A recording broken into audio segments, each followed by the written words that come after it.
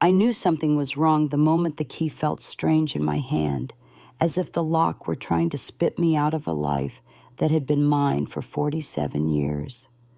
The metal rasped, the door stuck, and for a breath I stood there on the porch John built, smelling the old cedar he sanded with his sleeves rolled up and the damp roses he planted along the rail. "Come on, old girl," I whispered to the door, though I meant myself, and pushed. It opened with a sigh that sounded almost like goodbye. Inside, my steps echoed in a way they never had before. The house felt wider, hollower, like a chest just after a deep sob. I told myself it was the wind from the bay or the ache in my knees after the bus, but the quiet had a texture I didn't recognize, a polished emptiness that caught the light on the hallway floor. I put my bag down, the one with the mended strap, and called out, "Emma, you here, sweetheart?" No answer. Only the clock in the kitchen, counting beats the way a worried heart does, too fast, then slowing, then remembering itself. "My name is Anna. I am 76 years old, and this house is the last place on earth where I can close my eyes and hear John laugh without straining. He built the bones of it with borrowed tools and stubbornness. He carved the banister caps into little seashells, because I used to pick shells when we were young and too poor to bring home anything but each other. For us," he said, knocking a knuckle on the frame when the last window went in, "a roof you won't ever have to leave, even when I'm being a fool." He was rarely a fool. He just worked too hard and smoked too much and believed that if you kept your word long enough, life would keep its word back. When he died, I thought the walls would fold, but the house held me like his hand used to, plain, steady, warm. Since John passed, the family rotated around me like little planets. My son David came by with grocery bags he never let me pay for, leaving receipts on the counter as if to prove I wasn't a burden, but a line item in a love ledger. His wife, Sarah, kissed my cheek distractedly and rearranged my spice rack into something she called modern, all the labels facing out like soldiers in formation. My granddaughter, Emma, always found my lap first and my cookies second, and that hierarchy saved me more than any doctor could. On Sundays, we ate at the big oak table John and I bought secondhand the year David was born. We never refinished it. The scratches kept our history honest. If love could oil hinges, this house would have swung open for me forever. But love, I have learned, can grow quiet in other people, even while it thunders in you. There had been little signs. Paperwork David asked me to sign for the insurance. A notary stamp that looked official and harmless. Sarah's new habit of taking calls on the porch, her voice lowering when I came into view. "We'll make it right," I heard once, the words wrapped in a tone people use for messes they've already decided are yours. Another day David said, "Mom, you should think about simplifying, less to worry about." I laughed then, because what is simpler than the same cup, the same kettle, the same window where the afternoon sun lands on a small square of floor like a blessing? I went to the kitchen to put water on, because tea is how women in my family hold a thought still long enough to see it clearly. The kettle felt light, the good mugs were missing, and the peg where John's blue work apron hung was bare. I frowned. That apron had not left that peg since the spring of '92. I'd washed it and hung it there the week he collapsed, and no one had dared move it since.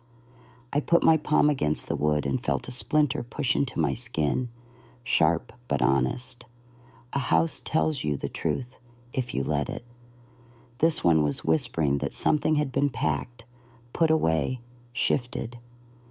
I opened the pantry and saw space where sacks of flour should have been, and on the third shelf, the jar of pennies, John's joke fund, he called it, was gone.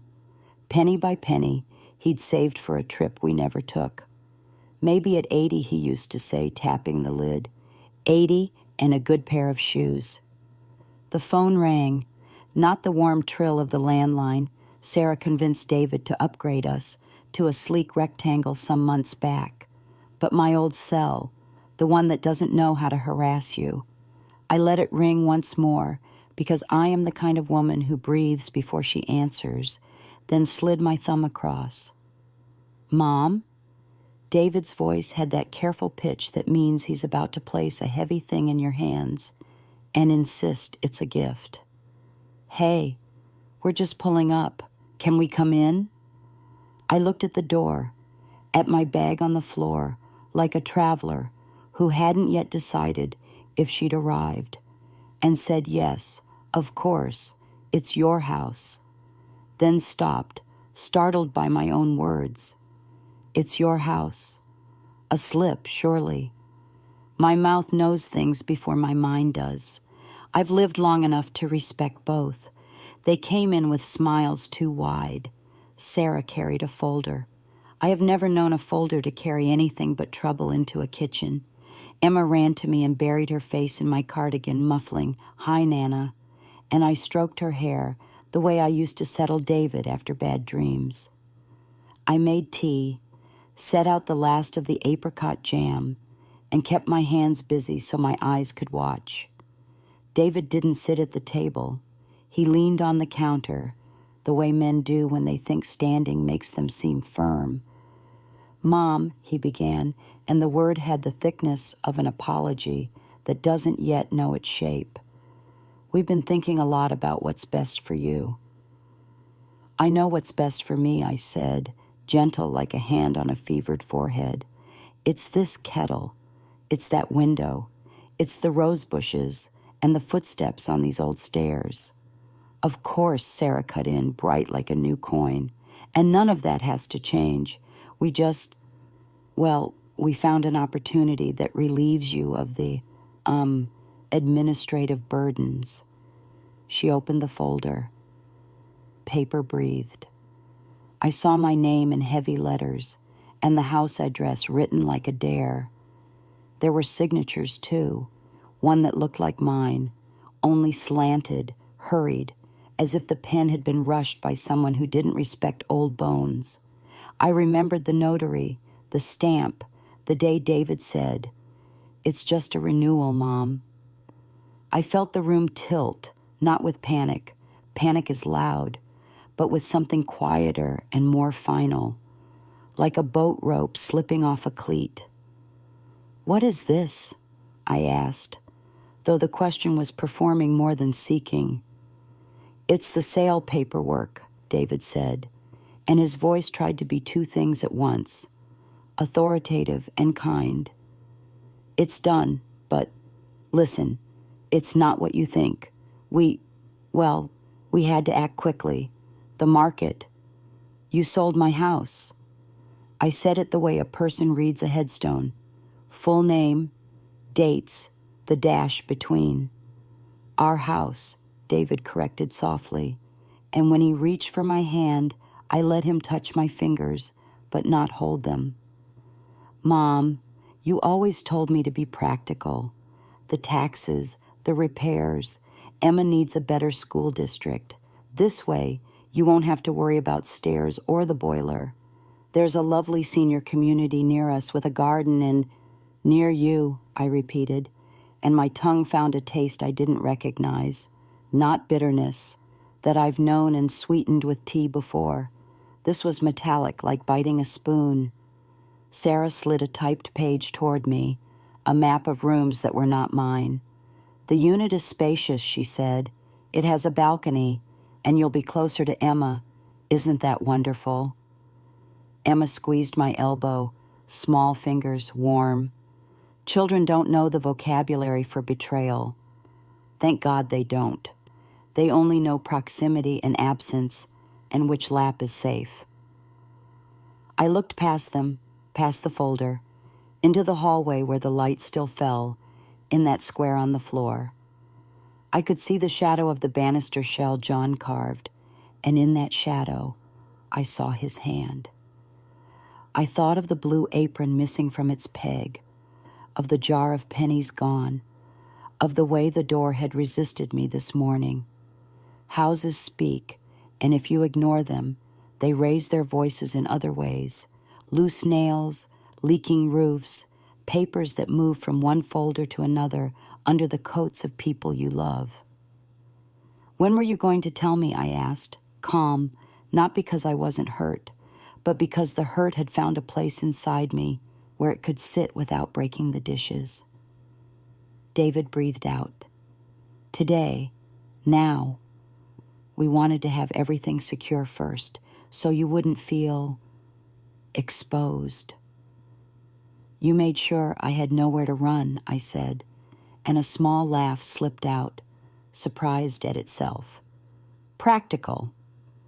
It's for the best, he said, and suddenly I remembered him at 5 years old, hands sticky with jam, insisting the broken toy was better this way, because now it made a new noise. He has always narrated damage as improvement. Maybe that's how he survives himself. I stood slowly, because I'm old, and I honor slowness as a kind of truth. I went to the hallway and lay my fingers on the banister where John's knife once kissed the wood. A notch. Another. Little shells, all in a row. He built this for us, I said, not turning around. Do you remember, David? You were 8. You held the flashlight. He kept saying, for us, for us, for us. Mom, David said, his voice thickening. I am trying to keep you safe. I nodded. Safety is a beautiful word when it is not used as a leash. I traced the shell's curve and felt the splinter I had picked up in the kitchen press deeper, a tiny thorn insisting I was still a body in a world of wood and paper and choices. You sold it behind my back, I said. You thought the back of an old woman is a place without eyes. Please don't make this harder, Sarah whispered. And there it was, the center of the thing. Harder for whom? I turned then and looked at my granddaughter. Emma's eyes shone the way eyes do when they sense a new weather front in a room. Sweetheart, I said, and my voice softened without my permission. Would you fetch Nana the blue apron, the one from the peg? Emma glanced at Sarah, then at David, then trotted toward the kitchen. I waited. The clock counted. My heart matched it, then chose its own rhythm. When Emma came back, her arms were empty. It's not there, she said. Daddy put it in the car this morning so nothing gets left behind. Left behind, I repeated, and the kettle clicked off, though I hadn't turned it on. I smiled at Emma and stroked her hair again, because love must remain itself even in a room where it has been mistaken for a signature. Then I sat back down, pulled the folder toward me, and with the tip of my finger, I turned one page, then another, until I found the line that claimed to be my name. The ink shone a little where it had pooled. Someone had pressed too hard. I studied the curve of the letters, the way the A leaned left. My hand does not lean left.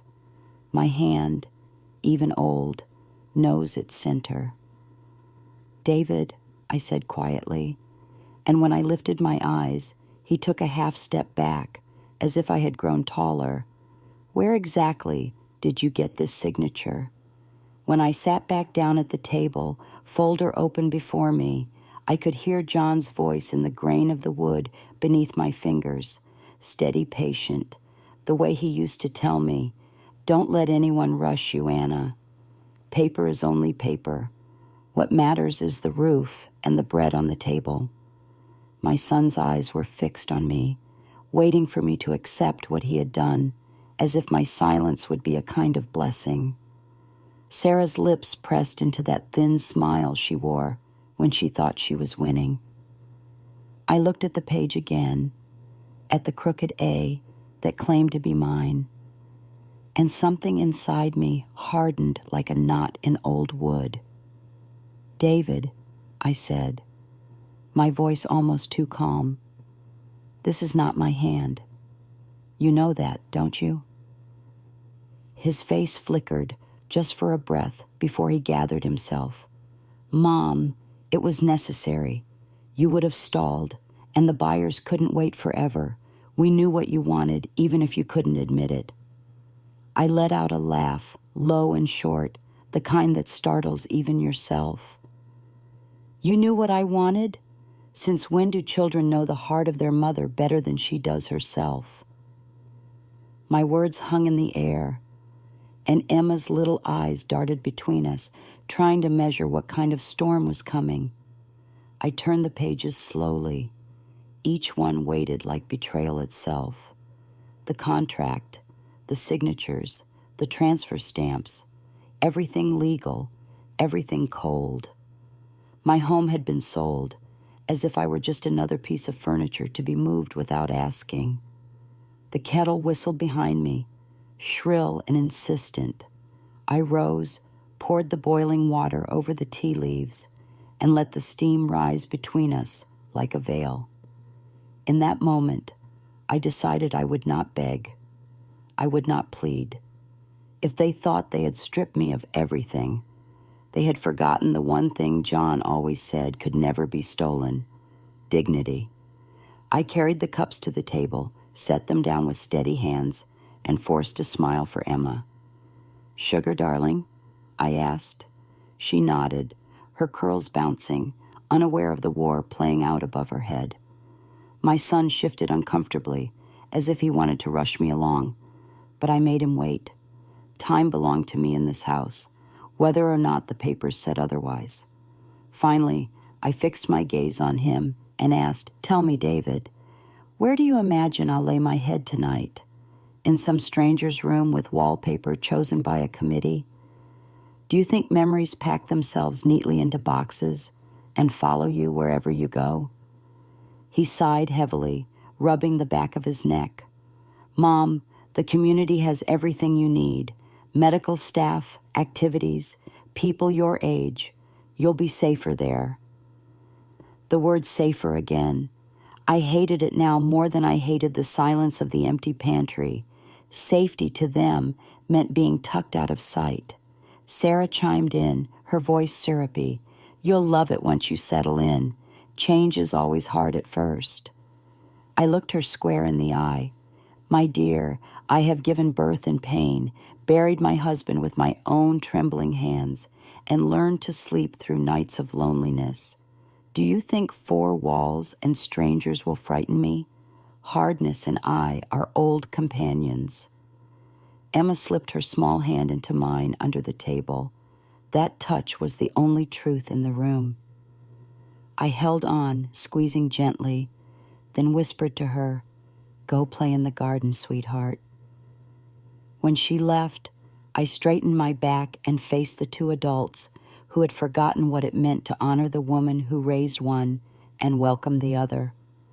"You may have sold these walls," I said, "but do not mistake my silence for weakness. You've taken something that was never yours to take, and I promise you, truth has a way of finding its way back, no matter how many stamps or signatures you pile on top of it." For the first time, Sarah's smile faltered, and David's eyes darted away. I let the silence settle thick between us, thicker than any paper they held.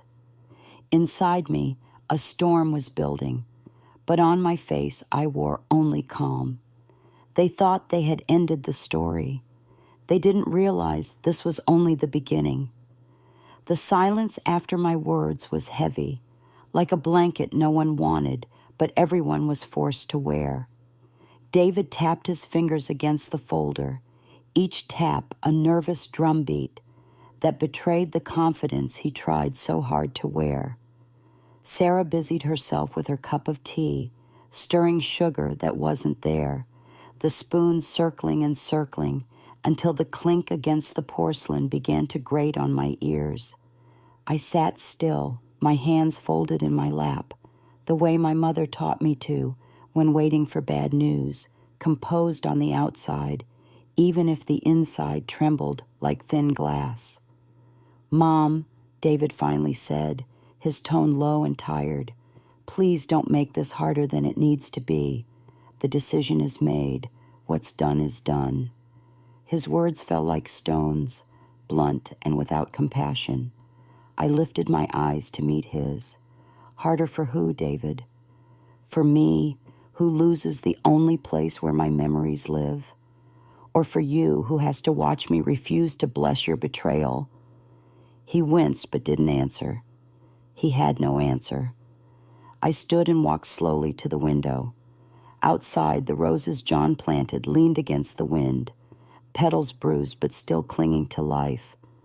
I pressed my palm to the glass and whispered, almost to myself, he built this house with love, nail by nail, board by board, and you sold it as if it were just numbers on a page.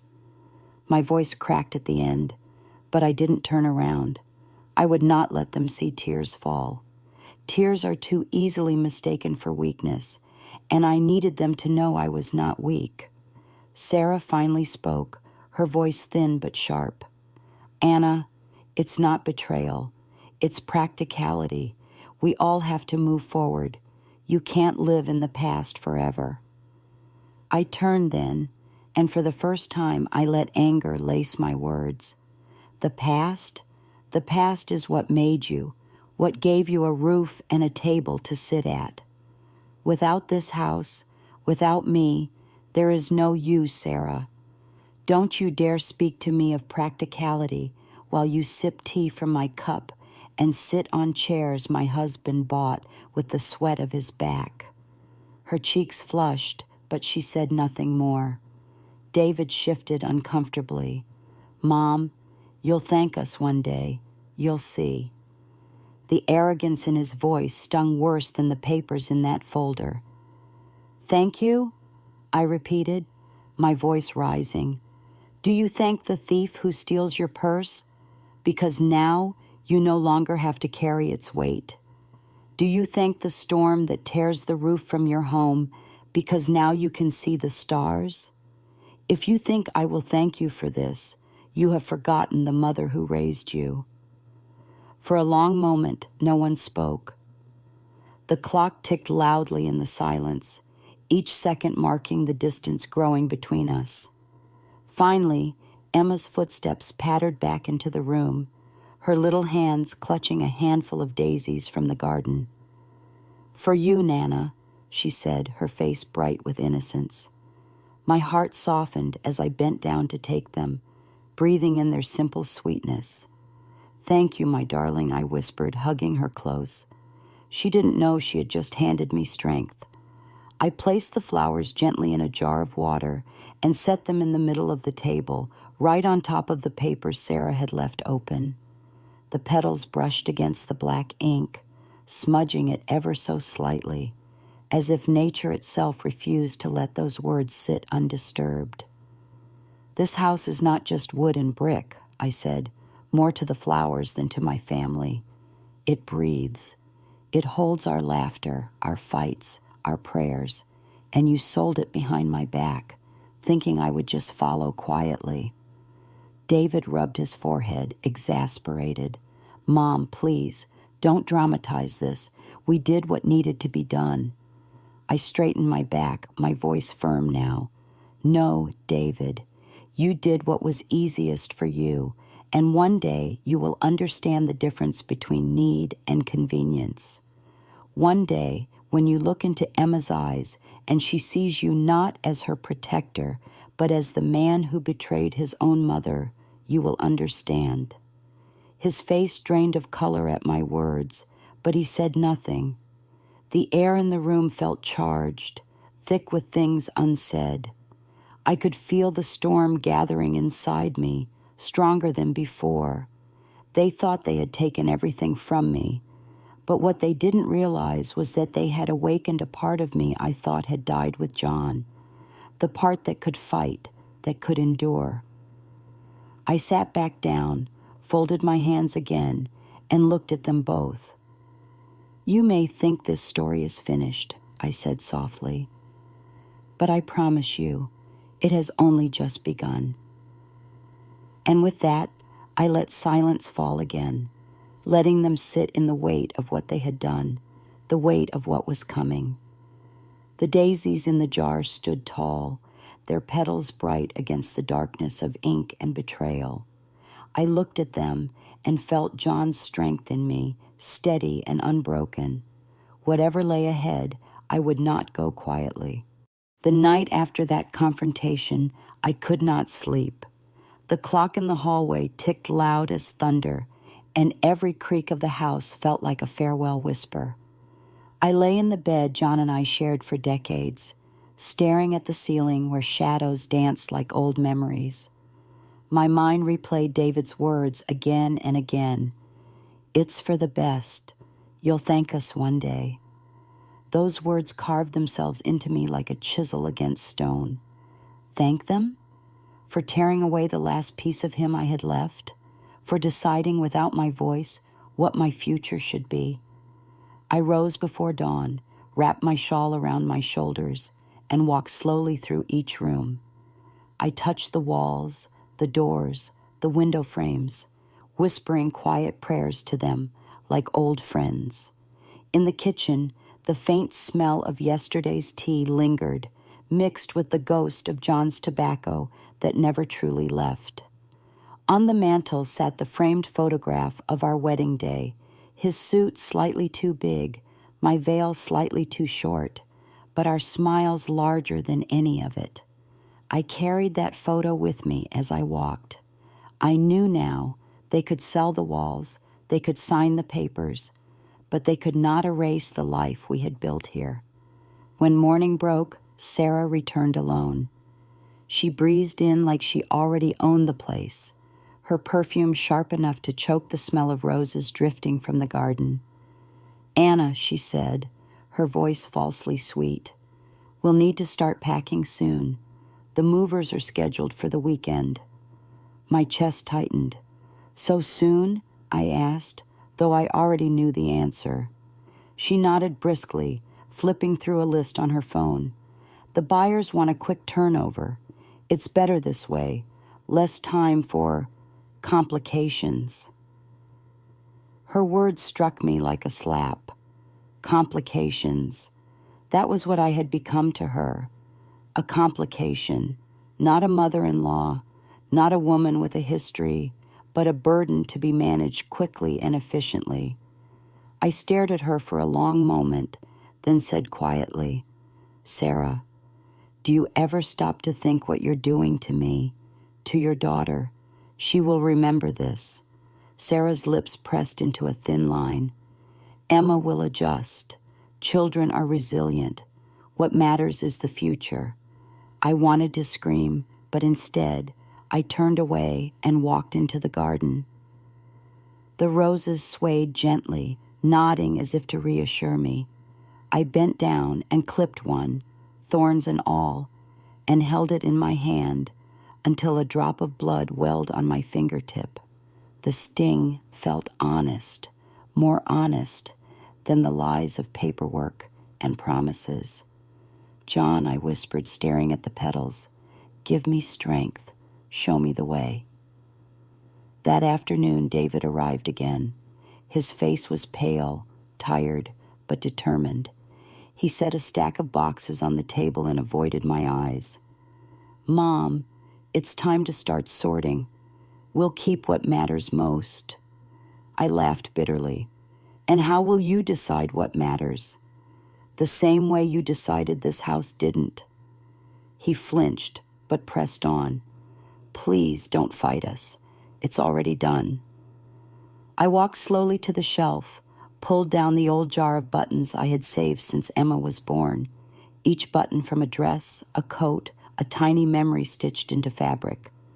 I held it out to him. "Does this matter, David? To you, maybe it's junk. To me, it's every moment I kept something small because I loved too big. And you think you can decide what matters?" My voice shook now, but it wasn't weakness. It was rage. Emma wandered in then, her hands sticky from jam, her cheeks flushed. "Nana, why is Daddy putting our things in boxes? Are we moving?" David froze, his eyes wide, caught in a truth he had tried to shield her from. I knelt to her level, brushing her hair back gently. "Sweetheart," I said softly, "sometimes grown-ups make choices they don't understand. But you and we know love doesn't fit in a box, don't we?" She nodded slowly, uncertain, but trusting. David pulled her away gently, murmuring something about playtime, but I could see the guilt burning in his eyes.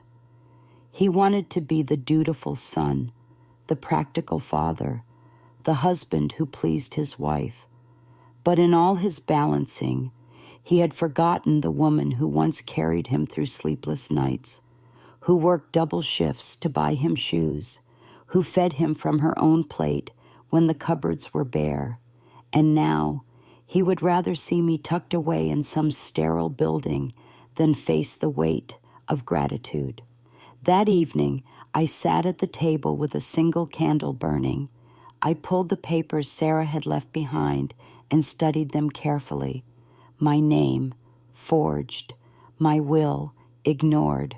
My voice, silenced. But as I traced the ink, an idea began to bloom inside me, small at first, like the bud of a rose, but growing with each heartbeat. They thought I was powerless, that age had dulled my mind as much as it had slowed my steps, but they had forgotten something important. I had lived longer, fought harder, and survived more than they ever had. By the time the candle burned low, I knew I would not surrender this house quietly. They wanted to strip me of my dignity, but I still had one weapon they could not take, the truth, and I would find a way to use it. I pressed the rose I had cut earlier between the pages of the contract, the red petals staining the paper like blood. It was a reminder, both to them and to me, that this house was more than a line on a deed. It was love. It was sacrifice. It was mine, and I would fight for it. The following morning, the house felt different. Not just empty, not just wounded. It felt like it was holding its breath. The sunlight that spilled through the lace curtains seemed thinner, as if even the day itself hesitated to step fully inside. I rose slowly, joints stiff, and tied my robe, listening to the faint hum of a car engine outside. Through the window, I saw Sarah's sedan already parked at the curb, trunk open, waiting for boxes that would carry away the story of my life. I boiled water for tea, but my hands trembled so badly that I spilled half of it onto the counter. I stood there, gripping the edge of the sink, forcing my breath steady. "Hold yourself together, Anna," I whispered. "Don't let them see you crack." John's voice came back to me then, like an echo from another lifetime. "You're stronger than you think, love. Wood bends, but it doesn't break if the grain is right."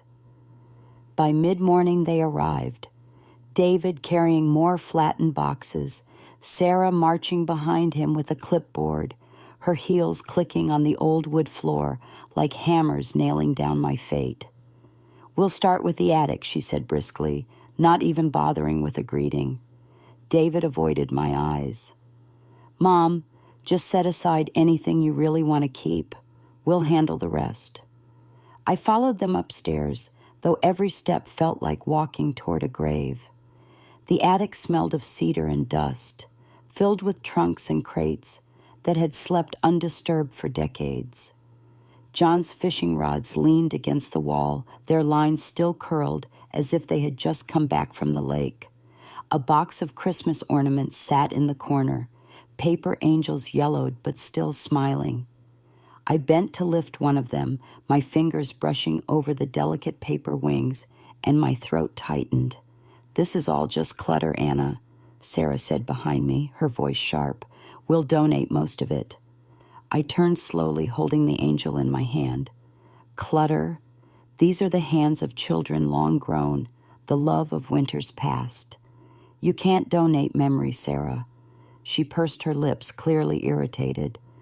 We don't have space for sentiment. We need to be efficient. David placed a hand on her arm, trying to quiet her, but I could see he agreed. My son, the boy who once cried because he lost a toy soldier, now spoke the language of efficiency, not love. I sank down on the old trunk, the angel in my lap, and for a long while I said nothing. I wanted them to feel the weight of silence, the way this house carried the weight of every laugh, every sorrow, every breath we ever shared. When Emma came running up the stairs, her face bright, she carried a shoebox in her small arms. "Look, Nana, I found your letters." She opened it, and out spilled dozens of envelopes, letters John had written me during his years of work away from home. His handwriting leapt off the pages, bold, certain, alive. I snatched one quickly, pressing it to my chest as tears finally broke free. Sarah frowned. "We don't need to keep old paper, Emma. That's exactly the kind of thing that clutters a place." I held the letter out in front of me like a shield.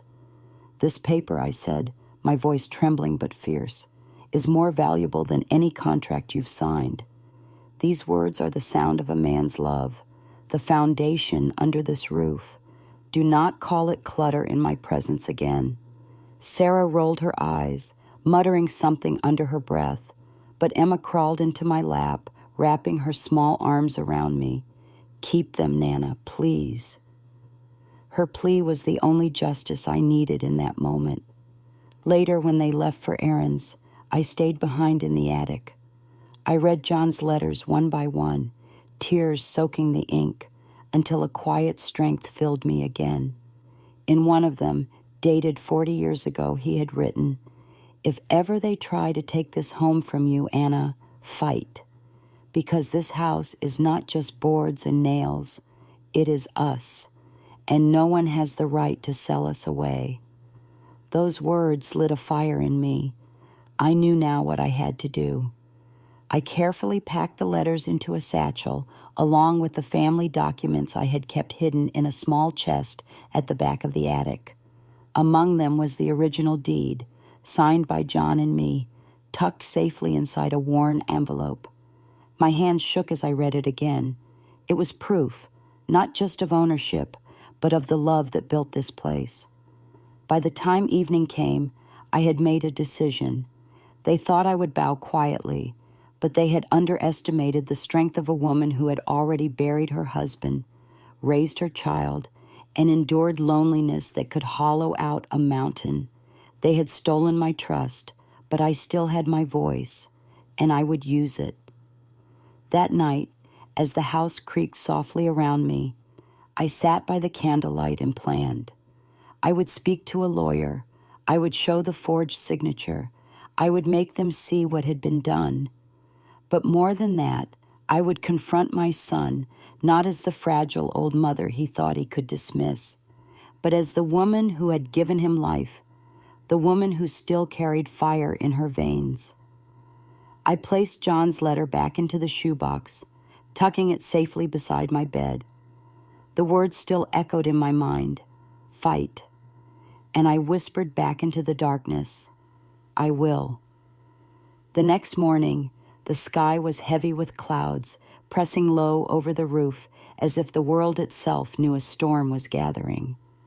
I woke early, my body stiff, but my mind sharp, sharper than it had been in years. The shoebox of letters lay on the nightstand, the satchel with the deed and papers tucked safely beneath my bed.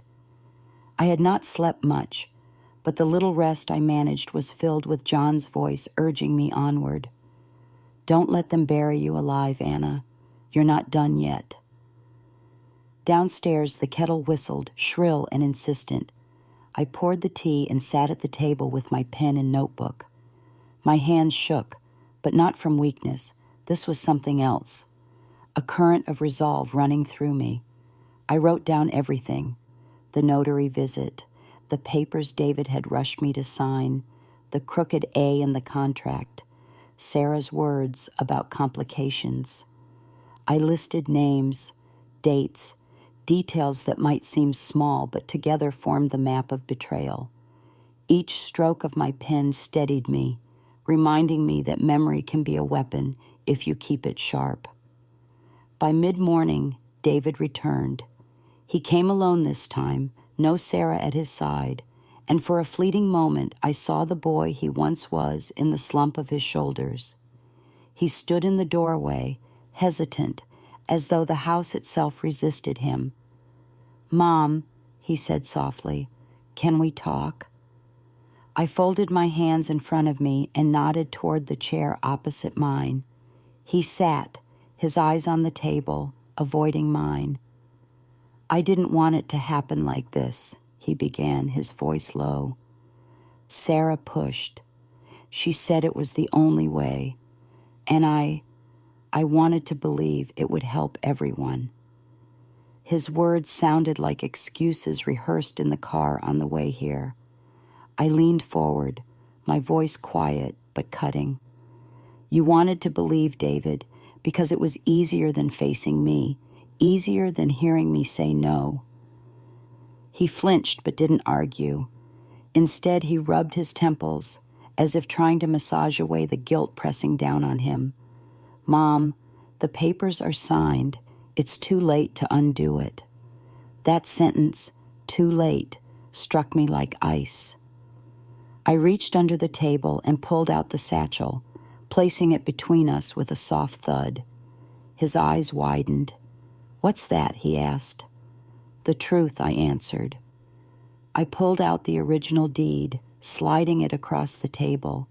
His hands hovered above it but didn't touch. "You think you can bury me under your signatures, but this house has my name carved into its bones, your father's name too, and I still have the proof." His face drained of color.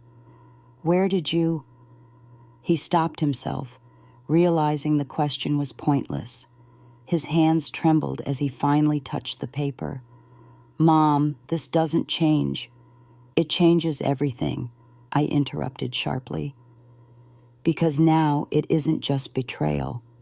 It's fraud, forgery, a crime." The word crime hung heavy between us. For the first time, I saw fear in his eyes, not just guilt. He leaned back, staring at me as though he didn't recognize me. "Mom," he whispered, "what are you going to do?" I stood slowly, steadying myself on the table. "I'm going to fight, David, for John, for myself, for every nail in these walls. You thought age had made me powerless, but all it has given me is patience, and patience is far sharper than haste." He opened his mouth to protest, but the sound of the front door cut him off. Sarah's voice rang out from the hallway, sharp as glass. "David, are you here?" She swept into the kitchen, her heels clicking, her eyes narrowing when she saw the papers spread out between us. "What's this?" Before David could answer, I held the deed up. "This is what you tried to erase," I said firmly. "And this," I tapped the folder with the forged contract still smudged with rose petals, "is the lie you built to do it." For a moment, her mask slipped. Her lips parted. Her eyes widened, and I saw the flicker of panic, but she recovered quickly, crossing her arms and forcing a cold smile. "Those old papers won't hold up. The sale is legal." "Legal?" I repeated, my voice rising. "You call it legal to forge my name, to trick me into signing what I did not understand? You call it legal to steal from the woman who raised the man sitting beside you?" Sarah's jaw tightened. She glanced at David, but he said nothing, only sat there staring at his hands. I could see the cracks forming in their alliance, the way guilt gnawed at him, even as she tried to hold him upright. I pressed on, my voice steady now. "I have lived long enough to know this. Lies may last a day, a week, even a year, but the truth waits patiently. And the truth, Sarah, is sitting right here on this table. You will not erase me." The room grew silent. Outside, the wind picked up, rattling the windows as though the house itself agreed. I gathered the papers back into the satchel and stood tall, taller than I had in years. "You have until the weekend," I said calmly. "Undo what you've done. Make it right. Or I will take this truth to someone who will." Sarah's face flushed with anger, but she said nothing. David finally lifted his head, his eyes glassy, torn between fear of his wife and shame before his mother. I turned my back to them both, walking toward the hallway where John's carved banister gleamed faintly in the dim light. I placed my hand on it, feeling the grooves of the seashells beneath my fingers, and whispered to myself, "Still ours, still mine." Behind me, I heard the faint scrape of a chair, the low murmur of voices, and then the sound of the front door closing. Alone again, I let out a long breath. The fight was only beginning, but for the first time, I felt the tide shifting in my favor. I stood in the center of the hallway, the house breathing quietly around me, and I swore aloud, "I will not let them take you, John. Not while I still draw breath." That night, the house wrapped itself around me like a shield. Every creak of the floorboards, every whisper of wind through the old windows felt less like loneliness and more like an army standing at my side. I sat in my chair by the living room window, clutching John's letters to my chest, and thought about what I had told them earlier. "Undo it by the weekend." The words replayed in my mind, and I wondered if I had been too bold or not bold enough. When I finally drifted into sleep, it was restless, filled with dreams of John hammering nails into boards, his face serious, his voice calm. "Anna, you don't bend to storms. You wait until they pass, then you rebuild stronger." I woke with tears on my cheeks, but also with a clarity I hadn't felt in years. By morning, the house was alive with the sound of birds outside, but inside it was heavy with expectation. I made my tea slowly, savoring the ritual, then sat at the table with the satchel of papers. My hand rested on the original deed, the proof of everything they tried to erase. It gave me courage. Today would not be a day of silence. Around 10, Sarah arrived again, this time without David. She strode in as if the place already belonged to her, her heels sharp against the floor, her perfume trailing behind her like smoke. She didn't bother to greet me. "Anna," she said curtly, "you need to stop this nonsense. Do you have any idea how much trouble you're causing?" I looked up from my cup. "Trouble?" I repeated calmly. "You forged my name, you stole my house, and you dare call me the trouble?" Her eyes narrowed. "The house is sold. The deal is done. Waving old papers around won't change that." She placed a slim folder on the table, her manicured nails tapping at once for emphasis. "I suggest you accept reality. The movers will be here Saturday." I reached across the table and slid her folder toward me, but I didn't open it. Instead, I tapped my own satchel. "Reality is right here, Sarah. This is the truth you've tried to bury, and I will not stop until it is seen." She scoffed, but I could see the tightness around her mouth. "Do you really think anyone will believe an old woman over legal documents, signed and sealed? You'll only embarrass yourself." I leaned forward, my voice low but firm. "You mistake age for weakness, but age is memory, and I remember every detail, every conversation, every time you whispered on the porch when you thought I couldn't hear. You've left more cracks in your lies than you realize." For the first time, she faltered. Her eyes darted to the satchel, then back to me. "You won't win," she said, though her voice lacked its earlier bite. I straightened, feeling a strength rise in me like a tide. Winning isn't the point. The point is truth. And if I must drag this truth into the light, I will. If I must show the world what you've done, I will. And when Emma is old enough to understand, she will know who betrayed her grandmother." Her face went pale at that, but before she could respond, the front door creaked open. Emma's small footsteps echoed down the hall. "Nana?" she called, her voice bright. She skipped into the kitchen, clutching her stuffed rabbit. "Daddy's parking the car. He said we're having lunch here." Sarah stiffened, her mask sliding back into place. "Go play in the garden, Emma," she said quickly, her voice sharper than usual. Emma frowned but obeyed, giving me a quick hug before running outside. Her warmth lingered on my skin like a promise. Moments later, David entered, carrying a bag of groceries. He looked between us, sensing the tension instantly. "What's going on?" Before Sarah could speak, I lifted the deed from my satchel and placed it on the table in front of him. His eyes widened, his hands hesitating in midair. "Mom?" "Read it," I said firmly. He did, his face tightening with each line. I watched the battle play out in his eyes, the loyalty to his wife, the guilt toward his mother, the weight of choices already made. Finally, he set it down, his shoulders slumping. "Sarah," he said quietly, "she's right. This changes things." Sarah's head snapped toward him, her eyes blazing. "Don't you dare side with her. We agreed." "No," he interrupted, his voice firmer now than I'd heard in years.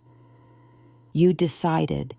I went along because I thought it would make life easier, but looking at this, looking at her, I can't keep pretending." The silence that followed was deafening. Sarah's face twisted with fury, but David wouldn't meet her eyes. I saw his hands shaking, but they were clenched in fists, not weakness. I leaned back in my chair, letting the weight of the moment settle. For the first time, I saw the crack widen between them. And for the first time, I felt the tide turning in my favor. Still, I knew this was not the end.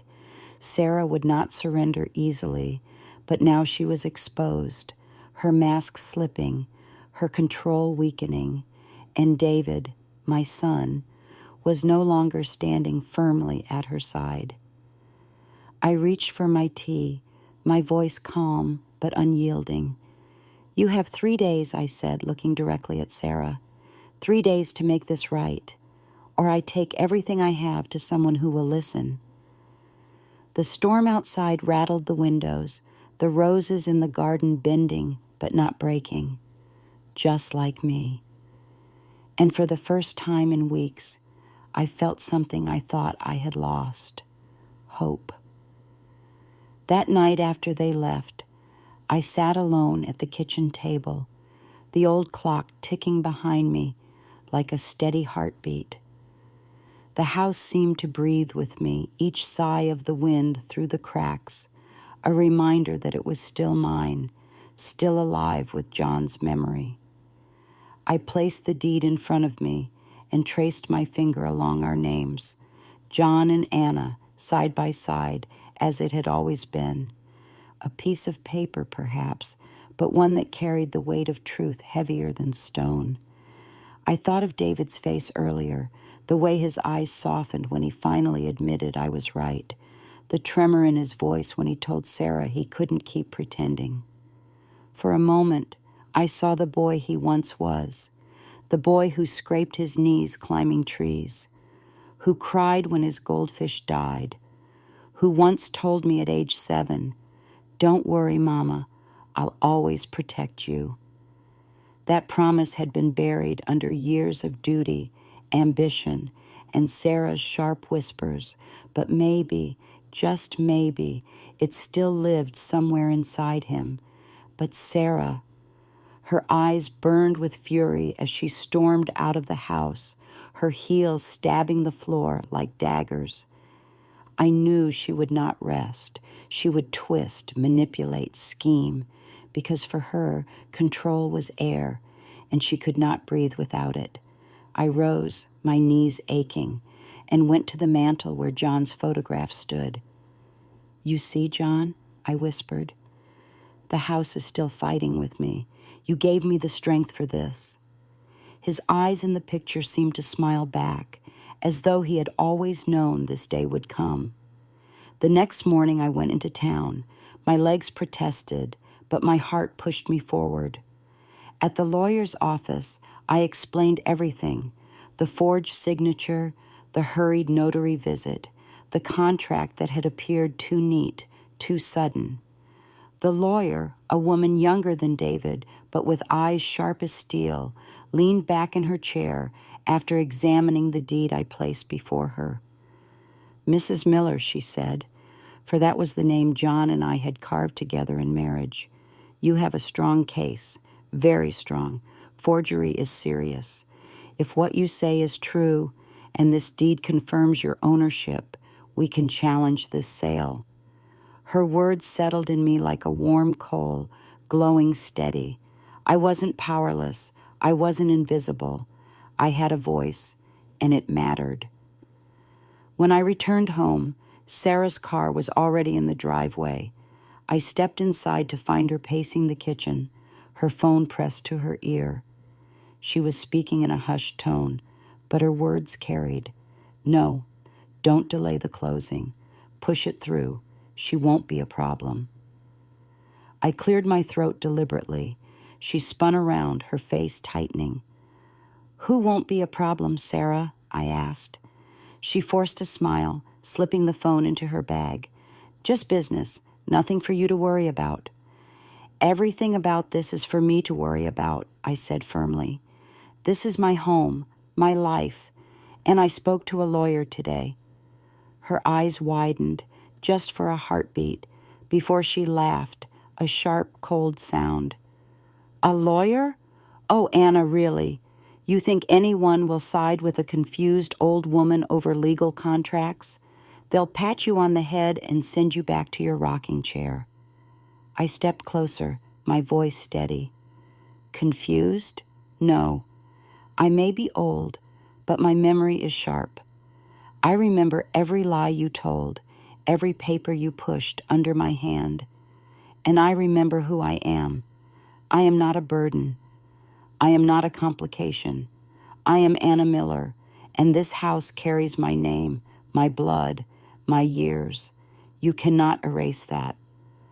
For the first time, I saw her falter. She masked it quickly, but I caught the flicker of fear. "You're bluffing," she hissed. I shook my head. "Try me." Just then, Emma ran in from the garden, her cheeks flushed, her arms full of daisies. "Nana, I picked these for you," she chirped. I bent down, hugging her tightly, breathing in the innocent sweetness of her hair. "Thank you, darling," I whispered. As I set the flowers in water, I looked at Sarah over the rim of the vase. "This house isn't just mine, Sarah. It's Emma's history, too. And one day, when she's grown, she will ask where it went. What will you tell her? That you sold her grandmother's love for a little convenience?" Sarah's lips pressed into a thin, bloodless line. She snatched her bag, muttering, "This isn't over." Then she stormed out, slamming the door so hard the dishes in the cabinet rattled. David arrived later, his face drawn. "Mom," he said quietly, sitting heavily at the table, "Sarah told me what you said about the lawyer." I nodded, meeting his eyes. "It's true, and she knows she's trapped. David, listen to me. You still have a chance to make this right.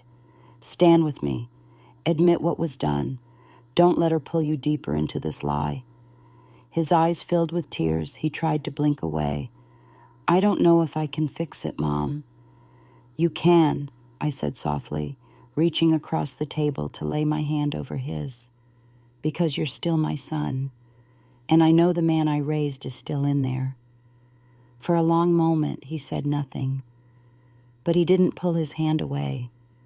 And in that silence, I felt the faintest shift, the beginning of a return, a flicker of the boy who once promised to always protect me. That night, as I blew out the candle and settled into bed, I whispered to John, "The battle isn't over, but for the first time, I think we might win." The house creaked in reply, as though it too believed. The next 2 days crawled by like years. Every sound, every knock at the door, every car passing outside made my heart pound as if the walls themselves were preparing for a final test.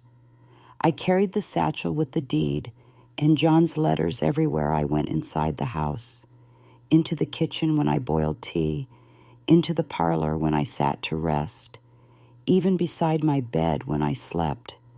It was more than paper now. It was armor.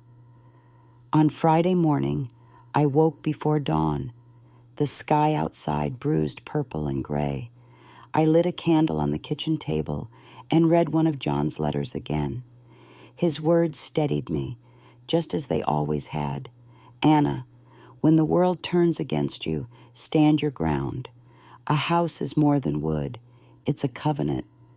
Those words felt like a command, and I whispered back, "I'll keep standing, John, I promise." By noon, the quiet broke. Sarah's car screeched into the driveway, followed by a black sedan I didn't recognize. From it stepped 2 men in suits, their expressions flat, carrying briefcases. Sarah burst through the door without knocking, her face set in triumph. "Anna," she announced, her voice falsely cheerful, "these gentlemen are here to finalize the transition. You need to start packing your personal items today." I rose slowly, leaning on the table for strength. "You will not set 1 foot further," I said coldly.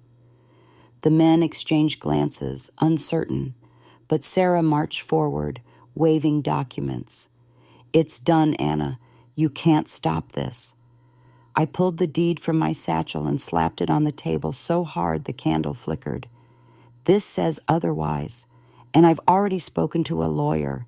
Any attempt to remove me before this is resolved will be seen for what it is, theft." Her confident mask cracked for a moment, but she quickly sneered. "You think some dusty old paper will save you? You're clinging to ghosts." I straightened, meeting her gaze without flinching. Better ghosts than liars. The 2 men shifted uncomfortably. One cleared his throat. "Ma'am, if there is a legal dispute, we cannot proceed." He glanced at Sarah. "We need both parties' clear consent." Rage flashed in her eyes, but she forced a tight smile. "Of course, we'll sort this out privately."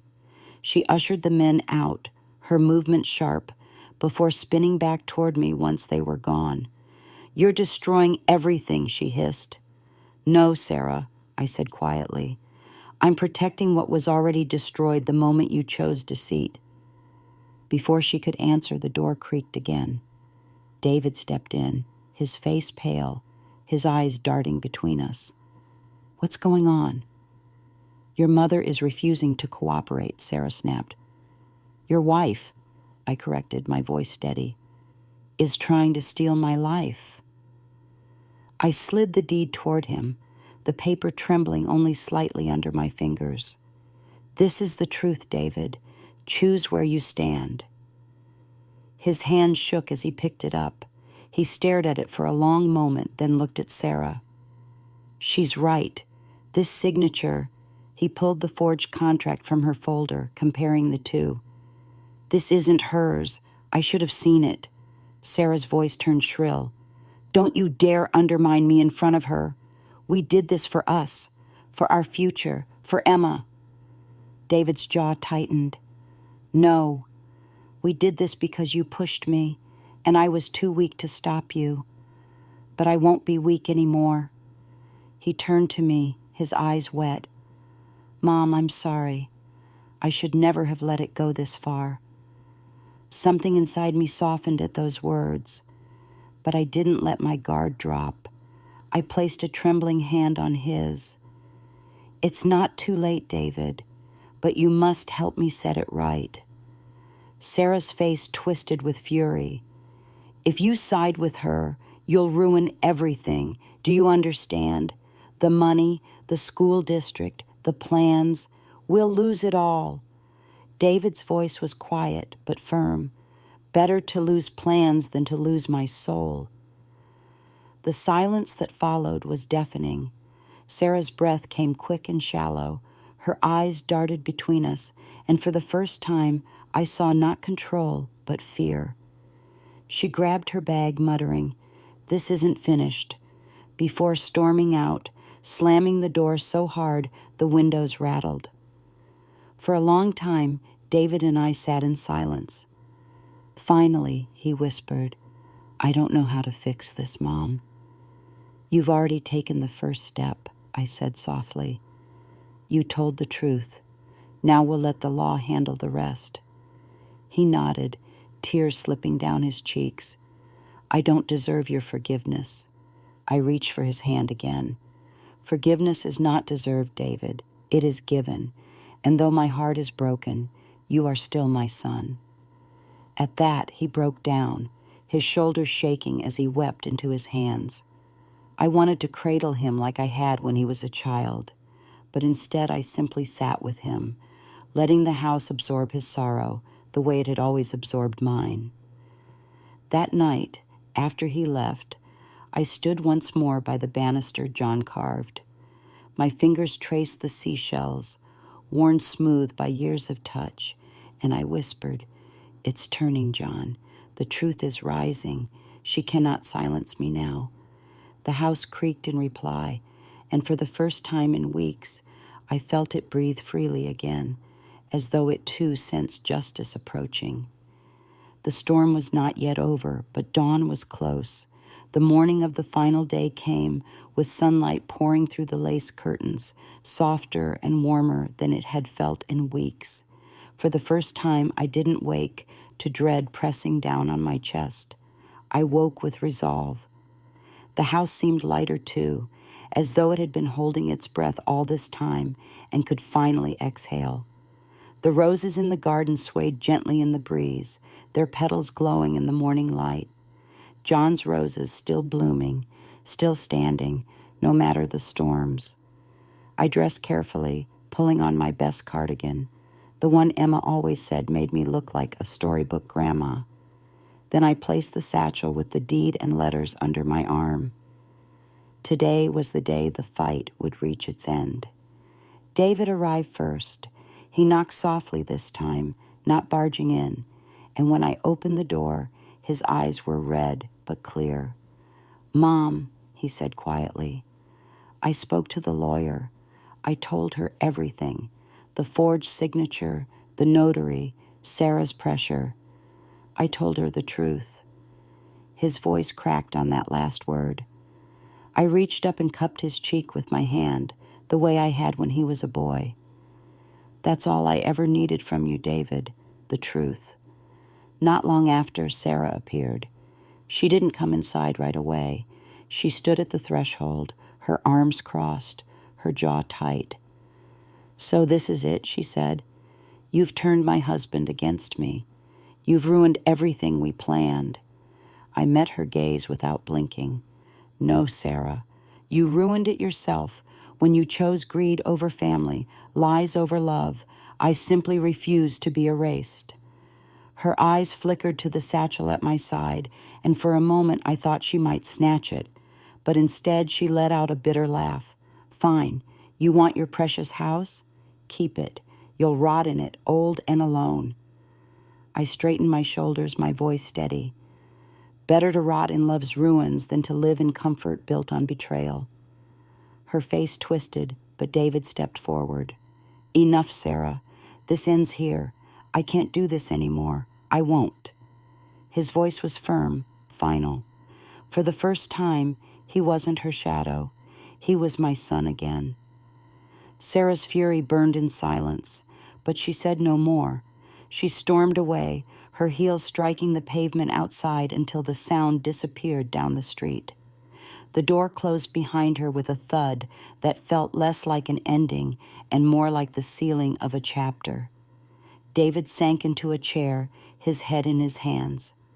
"Mom, I don't know if we can ever repair all the damage, but I swear to you, I'll try. For you, for Emma, for Dad's memory. I laid the satchel on the table and opened it. Gently, I pulled out the deed and John's letters, laying them side by side. This house will stand, David, because it was built on love, not lies. And as long as I breathe, I'll protect it. For your father, for Emma, for you, if you'll let me. Tears streamed down his face. He reached for my hand and held it tightly. I will, Mom. I promise. Later that afternoon, Emma came bounding in from the garden, her arms full of roses she had cut herself. She placed them in a vase on the table, her smile bright and unburdened. Look, Nana, they're for you, so you can always have flowers inside, even if it rains. I hugged her close, breathing in the sweet innocence of her love. Thank you, my darling. These are the most beautiful flowers in the world. As evening fell, I lit a single candle in the window. I sat in John's old chair, Emma at my feet with her toys, David by the fire staring into the flames as though searching for forgiveness there.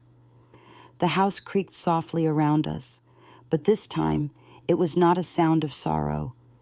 It was the sound of a home remembering what it was, a place of love, of family, of truth.